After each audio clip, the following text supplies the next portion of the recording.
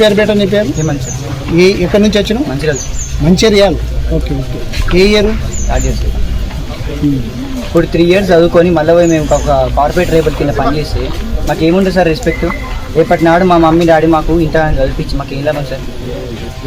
మమ్మల్ని ఒక్కొక్కరు రాత్రి 10-11 దాకా మా అమ్మ నాన్న వాళ్ళ ఇంటికాడ పనిచేసి మమ్మల్ని 8 రోజులు చదివిస్తే మళ్ళీ మాకు ఎంత వేస్ట్ చేసాం. మళ్ళీ మేము మళ్ళీ ఇంటర్ దగ్గర 2 సంవత్సరాలు చదువుకొని మళ్ళీ ఎంసెట్ రాసి ఎంసెట్తో మళ్ళీ అప్పుడు చేసుకోవాలి.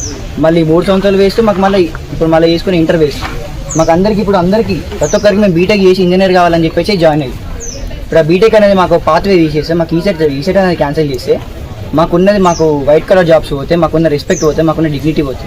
ఇన్ని సంవత్సరాలు మేము చదువుకున్న వేస్ట్ అయిపోతుంది. అట్లనే ఐటీఐ వాళ్ళు తక్కువ అంటలేము, కాకేషన్ వాళ్ళు తక్కువ అంటలేము. ఎవరి స్కిల్స్లో వాళ్ళు బెస్ట్. ఇప్పుడు మా స్కిల్ ఒక దగ్గరికి తీసుకొచ్చేస్తుందా? మనకి ఏమైతే స్కిల్ ఎడ్యుకేషన్ మొత్తం ఒక సైడ్ చేస్తుంది. మన స్కిల్ ఎడ్యుకేషన్తో పాటు టెక్నికల్ ఎడ్యుకేషన్.